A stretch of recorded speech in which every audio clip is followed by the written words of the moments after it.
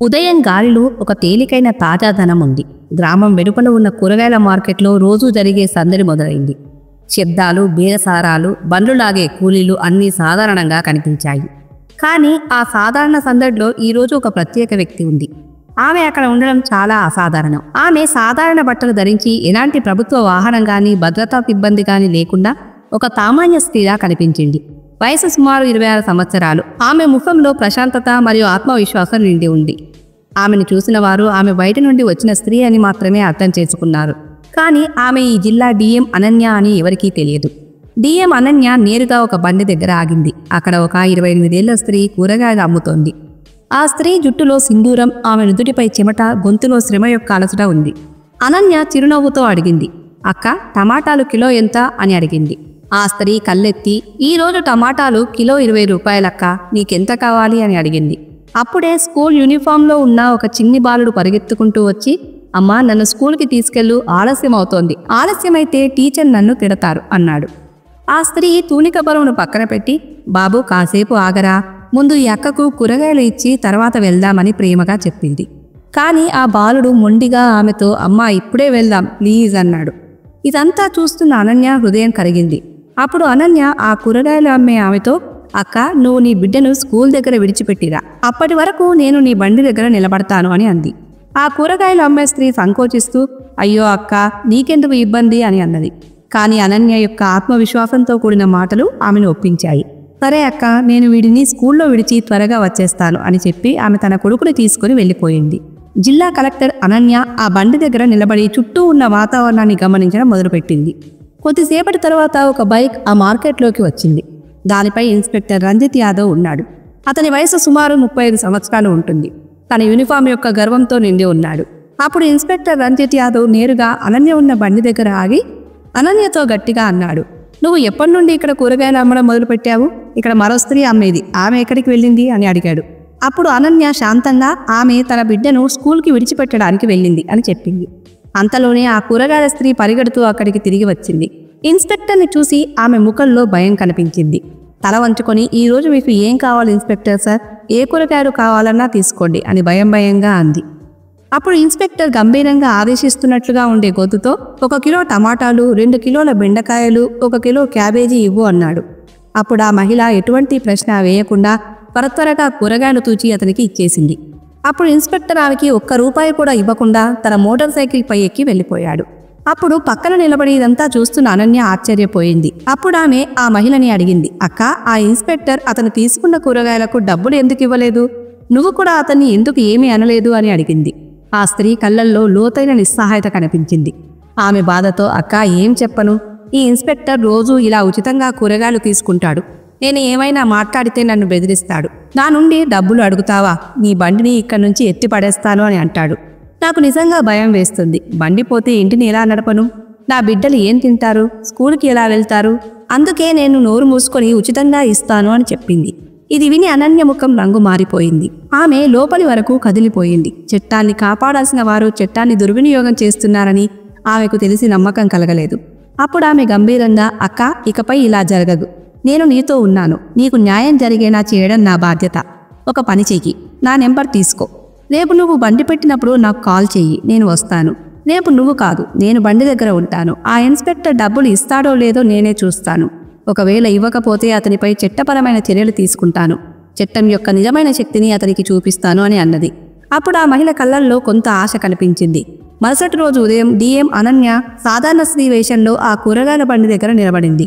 బండిపై బంగాళాదుంపలు, టమాటాలు, మిరపకాయలు, బెండకాయలు, క్యాబేజీ, క్యారెట్లు అన్నీ చక్కగా అమర్చబడ్డాయి.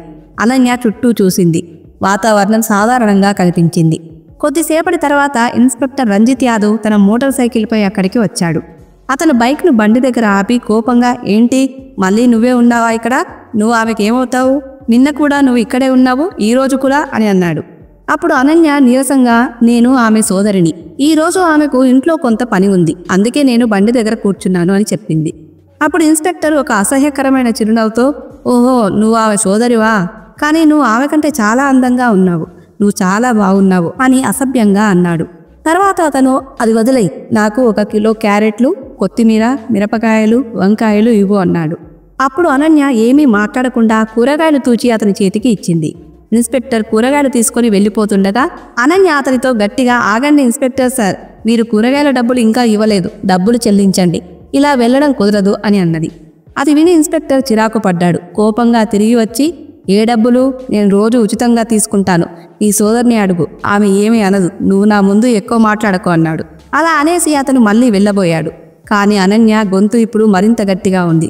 మీరు నా సోదరు నుండి ఎలా తీసుకున్నా నా నుండి కాదు, కూరగాయల డబ్బులు చెల్లించాలి, మేము కూడా డబ్బులు ఖర్చు చేసి ఈ కూరగాయలను తీసుకురావాలి, ఒక్కరోజు కూరగాయలు అమ్మకపోతే మా ఇంట్లో పొయ్యి వెలగదు, మీలాంటి వాళ్ళు ఉచితంగా కూరగాయలు తీసుకొని మా కడుపులో తన్నుతారు అని అన్నది. అప్పుడు ఇన్స్పెక్టర్ రంజిత్ యాదవ్ కోపం ఆకాశానికి చేరింది. అతని కళ్ళు కోపంతో ఎరుపెక్కాయి. అతను ఏమాత్రం ఆలోచించకుండా కోపంతో అనన్య చెంపపై గట్టిగా చెంపదెబ్బ కొట్టాడు. ఆ దెబ్బ ఎంత గట్టిగా ఉందంటే అనన్య ఒక అడుగు వెనక్కి తడబడింది. ఆమె కళ్ళల్లో నీళ్లు తిరిగాయి. కానీ ఆమె తనను తాను సంభాళించుకుంది. ఆమె ముఖంలో నొప్పి ఉంది, కానీ అంతకంటే ఎక్కువగా ఆత్మగౌరవానికి గాయమయ్యింది. ఇప్పుడు మౌనంగా ఉండే సమయం కాదు. వణుకుతున్నా గానీ దృఢమైన గొంతుతో ఆమె చెప్పింది, ఒక స్త్రీపై చేయి వేసుకుని చాలా పెద్ద తప్పు చేశావు, దీని పరిణామాలు నువ్వు ఎదుర్కోవాల్సి ఉంటుంది అని గట్టిగా చెప్పింది. ఇప్పుడు ఇన్స్పెక్టర్ కోపం మరింత పెరిగింది. అతను గట్టిగా మాట్లాడుతూ, నువ్వు నాకు నేర్పుతావా, నీకు అంత ధైర్యం ఎలా వచ్చింది? కోపంతో నియంత్రణ కోల్పోయి అతను అనన్య జుట్టును పట్టుకున్నాడు. అనన్య నొప్పితో కేక వేసింది. కానీ ఏదో విధంగా తన జుట్టును విడిపించుకుంది. ఆమె శ్వాస వేగంగా ఉంది, కానీ ధైర్యం వీడలేదు. ఆమె కఠిన స్వరంతో, ఇదంతా చాలా తప్పు జరుగుతోంది, నేను నీపై ఫిర్యాదు చేస్తాను, నువ్వు కూరగాయల డబ్బులు చెల్లించాల్సింది అని అన్నది. కానీ ఇన్స్పెక్టర్ తన యూనిఫామ్ మరియు అధికార గర్వంలో మునిగిపోయాడు. నవ్వుతూ, నాపై ఫిర్యాదా, నీకు అంత ధైర్యం ఉందా? నువ్వు ఒక సాధారణ కూరగాయలు అమ్మే స్త్రీ, నేను పోలీస్ ఇన్స్పెక్టర్ని, నిన్ను నేను ఇక్కడే కొనేయగలను, ఎక్కువ మాట్లాడితే నిన్ను జైల్లో పెడతాను అని చెప్పి ఇన్స్పెక్టర్ మోటార్ సైకిల్ స్టార్ట్ చేసి వెళ్ళిపోయాడు. అనన్య బండి దగ్గర నిలబడి ఉంది. ఆమె లోపలి కోపం అగ్నిపర్వతం బద్దలయ్యే స్థితిలో ఉంది. కానీ ఆమె ఇంకా తనను తాను నియంత్రించుకుంది. కొన్ని క్షణాలు బండి దగ్గర నిశ్శబ్దంగా కూర్చున్న తర్వాత అనన్య తన జేబు నుండి ఫోన్ తీసి కూరగాయల స్త్రీకి కాల్ చేసింది. అప్పుడు ఆమెతో, అక్క, ఇప్పుడు నువ్వు బండి దగ్గరకు రా, ఈ ఇన్స్పెక్టర్కు చట్టం యొక్క శక్తి ఏమిటో నేను చూపిస్తాను అని చెప్పింది. కూరగాయల మహిళ అక్కడికి చేరుకోగానే అనన్య అక్కడి నుండి వెళ్ళిపోయింది. ఆమె నేరుగా ఇంటికి తిరిగి వచ్చింది. సాధారణ చీరను తీసివేసి ఇప్పుడు వేరే బట్టలు వేసుకుంది. ఆమె ముఖంలో అలసట కనిపించినా కళ్ళల్లో న్యాయం కోసం జ్వాల రగిలింది. అనన్య ఇప్పుడు డిఎం లాగా కాకుండా సాధారణ స్త్రీలా పోలీస్ స్టేషన్కు చేరుకుంది. ఆమె ఎవరో ఎవరికీ తెలియదు. స్టేషన్లో అడుగుపెట్టగానే ఇన్స్పెక్టర్ రంజిత్ యాదవ్ అక్కడ లేడని గమనించింది. ఒక కానిస్టేబుల్ మాత్రం డెస్క్ దగ్గర కూర్చొని టీ తాగుతున్నాడు. అనన్య అతని దగ్గరకు వెళ్ళి, నేను ఒక ఫిర్యాదు నమోదు చేయాలి, ఇన్స్పెక్టర్ రంజిత్ యాదవ్ ఎక్కడ ఉన్నాడు, SHO సార్ను కలవాలి అని చెప్పింది. అప్పుడు ఆ కానిస్టేబుల్, ఇన్స్పెక్టర్ సార్ ఏదో పని మీద ఇంటికి వెళ్లారు, SHO సార్ ఫీల్డ్ విజిట్కు వెళ్లారు, మీరు కాసేపు కూర్చోండి, వారు త్వరలో వస్తారు అని చెప్పాడు. అప్పుడు అనన్య నిశ్శబ్దంగా ఒక మూలలో ఉన్న బెంచ్పై కూర్చుంది. ఆమె తన నిజమైన గుర్తింపును ఇంకా దాచిపెట్టింది. ఆమె లోపల కోపం రగిలినా ఆమె ముఖం ప్రశాంతంగా ఉంది. కొద్దిసేపటి తర్వాత SHO అరవింద్ పాఠక్ స్టేషన్లోకి వచ్చాడు. బెంచ్పై కూర్చున్న ఆ స్త్రీని చూసి, నువ్వెవరు, ఇక్కడికి ఎందుకు వచ్చావు అని అడిగాడు. అనన్య శాంతంగా, సార్, నేను ఒక ఫిర్యాదు నమోదు చేయడానికి వచ్చాను అని చెప్పింది. అరవింద్ పాఠక్, సరే, నా క్యాబిన్లోకి రా అని అన్నాడు. ఆమె క్యాబిన్లోకి వెళ్ళగానే అరవింద్ పాఠక్, ఫిర్యాదు నమోదు చేయాలంటే ముందు కొంత డబ్బు ఖర్చు అవుతుంది, ఇక్కడ ఫిర్యాదు నమోదు చేయడానికి 5,000 రూపాయలు ఖర్చు అవుతుంది, డబ్బులు తెచ్చావా అని అడిగాడు. అది విని అనన్య ముఖం కొంచెం కఠినంగా మారింది. ఆమె గంభీరంగా, ఏం డబ్బులు, ఫిర్యాదు నమోదు చేయడానికి డబ్బులు అవసరం లేదు, మీరు లంచం అడుగుతున్నారా అని అన్నది. అప్పుడు SHO అరవింద్ పాఠక్, ఇక్కడ అంతా ఉచితమని ఎవరు చెప్పారు, ఎవరైనా వస్తే తమ ఇష్టంతో డబ్బులు ఇచ్చి వెళ్తారు, డబ్బులు ఇవ్వకపోతే ఫిర్యాదు నమోదు చేయం, ఇప్పుడు నీ ఇష్టం అన్నాడు. అనన్య గట్టిగా శ్వాస తీసుకొని ఏమీ మాట్లాడకుండా జేబు నుండి 5,000 రూపాయలు తీసి HSO ముందు పెట్టింది. తీసుకోండి, ఇప్పుడు ఫిర్యాదు రాయండి అని చెప్పింది. డబ్బులు తీసుకున్న SHO, చెప్పు, ఎవరి మీద ఫిర్యాదు చేయాలి అని అడిగాడు. అనన్య ముఖం ఇప్పుడు కఠినంగా ఉంది. ఆమె స్పష్టంగా ఇన్స్పెక్టర్ రంజిత్ యాదవ్ మీద, అతను ఒక కూరగాయల స్త్రీతో అసభ్యంగా ప్రవర్తించాడు, ఆమె బండి నుండి రోజు డబ్బులు ఇవ్వకుండా కూరగాయలు తీసుకుంటున్నాడు, ఆమె డబ్బులు అడిగితే బండిని తీసేస్తానని బెదిరించాడు, నేను దీన్ని వ్యతిరేకించినప్పుడు అతను నాపై చేయి చేసుకున్నాడు, నేను దీనిపై కఠిన చట్టపరమైన చర్యలు కోరుకుంటున్నాను అని చెప్పింది. అది విని SHO అరవింద్ పాఠక్ ముఖం ఒక్కసారిగా రంగు కోల్పోయింది. అతని పెదవులు ఎండిపోయాయి, కళ్ళల్లో భయం కనిపించింది. అతను తడబడుతూ, అతను మా స్టేషన్ సీనియర్ ఇన్స్పెక్టర్, అయినా ఎవరైనా కూరగాయలు ఏవైనా వస్తువులు ఉచితంగా ఇస్తే అందులో తప్పేమిటి, మేము పోలీసులం, కొంచెం అలాంటివి జరుగుతాయి అన్నాడు. అనన్య ఇప్పుడు అన్నీ అర్థం చేసుకుంది. ఈ వ్యవస్థ లోపలి నుండి కుళ్ళిపోయింది. ఈ యూనిఫామ్ ఇప్పుడు రక్షణ కోసం కాదు, పేదలను వేధించడానికి ఒక సాధనంగా మారింది. ఆమె ఏమీ మాట్లాడకుండా స్టేషన్ నుండి బయటకు వెళ్ళిపోయింది. కానీ ఆమె కళ్ళల్లో ఇప్పుడు ఒక విభిన్నమైన జ్వాల ఉంది. ఒక తుఫాన్ రాబోతున్నట్లు ఉంది. మరుసటి రోజు ఉదయం డిఎం అనన్య తన నిజమైన రూపంలో వచ్చింది. కాస్ట్లీ శారీ ధరించి ప్రభుత్వ వాహనంతో తన భద్రతా సిబ్బందితో కలిసి నేరుగా ఆ స్టేషన్కు వచ్చింది. ఆమె స్టేషన్లోకి అడుగు పెట్టగానే అక్కడ గందరగోళం మొదలైంది. నిన్నటి వరకు ఆమెను ఒక సాధారణ స్త్రీగా భావించిన సిబ్బంది ఈరోజు ఆమెను గుర్తుపట్టలేకపోయారు. స్టేషన్ యొక్క ప్రధాన హాల్లోకి ప్రవేశిస్తూ అనన్య యొక్క పదునైన చూపులు నేరుగా ఇన్స్పెక్టర్ రంజిత్ యాదవ్ మరియు ఎస్హెచ్ఓ అరవింద్ పాఠక్లపై పడ్డాయి. వారు నిన్నటి వరకు యూనిఫామ్ యొక్క గర్వంలో మునిగిపోయి ఉన్నారు. కానీ ఈరోజు వారి ముఖాలపై భయం కనిపించింది. రంజిత్ భయపడుతూ, మేడం మీరు ఎవరు అని అడిగాడు. అరవింద్ పాఠక్ కూడా, మీరు నిన్న కూడా ఫిర్యాదు కోసం వచ్చారు కదా అన్నాడు. అనన్య కళ్ళల్లో ఇప్పుడు అధికారి యొక్క గాంభీర్యం మరియు సంకల్పం యొక్క జ్వాల ఉంది. ఆమె గంభీరంగా, నేను ఈ జిల్లా డిఎం అనన్యని. ఇప్పుడు నాకు మీరు చేసేవన్నీ అర్థమయ్యాయి. మీరిద్దరూ కలిసి పేదలను బెదిరిస్తారు, లంచం తీసుకుంటారు, మీ యూనిఫామ్ని అడ్డుపెట్టుకొని అత్యాచారాలు చేస్తారు అని చెప్పింది. అప్పుడు వారిద్దరి ముఖాల నుండి రంగు ఆవిరైపోయింది. భయపడుతూ అరవింద్ పాఠక్, మేడం మీరు నిజంగా డిఎం అయితే దయచేసి మీ గవర్నమెంట్ ఐడి చూపించండి అన్నాడు. అనన్య శాంతంగా తన బ్యాగ్ నుండి ఐడి కార్డు తీసి వారి ముందు పెట్టింది. ఐడి చూసి వారి చేతులు వణికాయి. అరవింద్ వెంటనే చేతులు జోడించి, క్షమించండి మేడం, మాకు తెలియకుండా చాలా పెద్ద తప్పు జరిగింది అన్నాడు.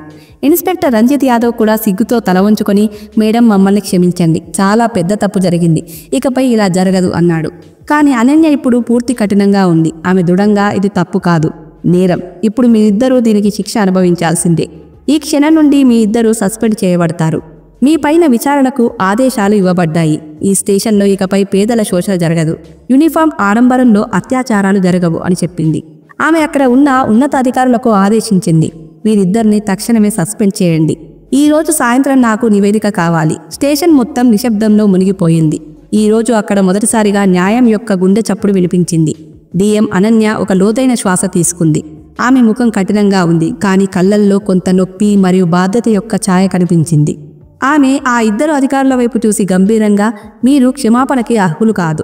మీరు చేసింది ఒక బాధ్యతాయుతమైన అధికారి చేసే పని కాదు, ఒక నేరస్తుడు చేసే పని. నేను ఈరోజు మిమ్మల్ని క్షమిస్తే రేపు మీరు మళ్ళీ ఏదో పేదవాడి గొంతు నొక్కేస్తారు, మరొక నిస్సహాయుడిపై అత్యాచారం చేస్తారు అని చెప్పింది.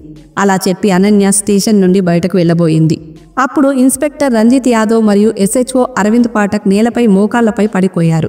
వారి ముఖాలలో సిగ్గు, పశ్చాత్తాపం, భయం స్పష్టంగా కనిపించాయి. అరవింద్ పాఠక్ వణుకుతున్న గొంతుతో, మేడం మీరు చెప్పింది నిజం, మేము నిజంగా క్షమాపణకి అర్హులం కాదు, కానీ ఒక్క అవకాశం ఇవ్వండి, మేము అన్నీ మార్చేస్తాం, పేదలకు గౌరవం ఇస్తాం, లంచం తీసుకోం, చట్టాన్ని నిజంగా పాటిస్తాం అన్నాడు. రంజిత్ యాదవ్ కూడా తల వంచుకొని, మమ్మల్ని క్షమించండి మేడం, ఇకపై తప్పు జరిగితే మమ్మల్ని సస్పెండ్ చేయకండి, నేరుగా జైలుకు పంపండి అన్నాడు. అది విని అనన్య కొన్ని క్షణాలు నిశ్శబ్దంగా ఉంది. ఆమె కళ్ళు వారి ముఖాలపై ఆగిపోయాయి. వారి ముఖాలలో పశ్చాత్తాపం యొక్క ఛాయ కనిపించింది. ఆమె లోతైన శ్వాస తీసుకొని, సరే, నేను మీకు ఒక చివరి అవకాశం ఇస్తున్నాను, కానీ ఇది నా నుండి మొదటి మరియు చివరి హెచ్చరిక. ఒక్కసారి కూడా ఏ పేదవాడి గొంతు నా వరకు వస్తే, ఈ స్టేషన్లో అన్యాయం జరిగిందని ఎవరైనా చెప్పినా మళ్ళీ క్షమాపణ ఉండదు, నేరుగా జైలు ఉంటుంది అని చెప్పింది. వారిద్దరూ తల వంచుకొని నిలబడ్డారు. వారి ముఖాలలో పశ్చాత్తాపం కనిపించింది. వెళ్లే ముందు అనన్య స్టేషన్ మొత్తం మీద ఒక చూపు వేసింది. అక్కడ ఉన్న ప్రతి పోలీసు ఆమె మాటలు విన్నారు. ఆమె దృఢమైన స్వరంలో, పోలీస్ యూనిఫామ్ ప్రజలను భయపెట్టడానికి కాదు, వారిని రక్షించడానికి, వారికి భరోసా ఇవ్వడానికి. యూనిఫామ్ ధరించిన వారు గౌరవం ఇవ్వడం నేర్చుకున్నంత వరకు ఈ యూనిఫామ్ గౌరవానికి అర్హమైనది కాదు అని చెప్పింది. అంతటితో డిఎం అనన్య స్టేషన్ నుండి బయటకు వెళ్ళిపోయింది. వెనుక నిశ్శబ్దం మిగిలిపోయింది. కానీ ఆ నిశ్శబ్దం భయం వల్ల వచ్చింది కాదు, ఆత్మవిమర్శ వల్ల వచ్చింది. ఆ రోజు తర్వాత స్టేషన్ నిజంగా మారిపోయింది. ఇప్పుడు ఎవరూ లంచం అడగలేదు. ప్రతి ఫిర్యాదుని గౌరవంగా వినేవారు. పేదల ఎఫ్ఐఆర్లు డబ్బులు లేకుండా నమోదు చేయబడేవి. మార్కెట్లో, వీధుల్లో, చౌరస్తాలలో పోలీసులు ప్రజలకు సహాయం చేస్తూ కనిపించేవారు. భయం కలిగించేవారు కాదు. ఆ కూరగాయల స్త్రీ ఒకప్పుడు భయపడేది. ఇప్పుడు తన బండి దగ్గర నవ్వుతూ నిలబడింది. ఆమెకు ఇప్పుడు ఎవరి భయం లేదు. ఈ కథ నుండి మనం నేర్చుకునేదేమిటంటే, పదవి మరియు హోదా కేవలం ఆడంబరం కోసం కాదు, అది ఒక పెద్ద బాధ్యత. ఒక అధికారి తన పదవిని పేదలు మరియు నిస్సహాయుల సహాయం కోసం ఉపయోగించినప్పుడు అప్పుడు సమాజంలో నిజమైన మార్పు వస్తుంది. అన్యాయానికి వ్యతిరేకంగా నిలబడడం ఎప్పుడూ సులభం కాదు. కానీ నిజమైన నాయకుడు అంటే భయం ముందు ధైర్యం చూపించేవాడు. ముఖ్యంగా యూనిఫామ్ ప్రజల హృదయాలలో భయాన్ని కాదు, భరోసాని కలిగించాలి. ఫ్రెండ్స్, ఈ కథ యొక్క ఉద్దేశం ఎవరిని ఇబ్బంది పెట్టడం లేదా ఎవరి భావాలను గాయపరచడం కాదు. ఏ జాతి, మతం, సముదాయం లేదా వృత్తిని తప్పుగా చూపించడం మా ఉద్దేశం కాదు. ఈ కథ యొక్క ఏకైక లక్ష్యం మిమ్మల్ని జాగరూకులను చేయడం మరియు హెచ్చరించడం మాత్రమే. మీకు ఈ కథ నచ్చితే దీన్ని లైక్ చేయండి. ఇలాంటి కథల కోసం మన ఛానల్కు సబ్స్క్రైబ్ చేయడం మర్చిపోవద్దు. నమస్తే.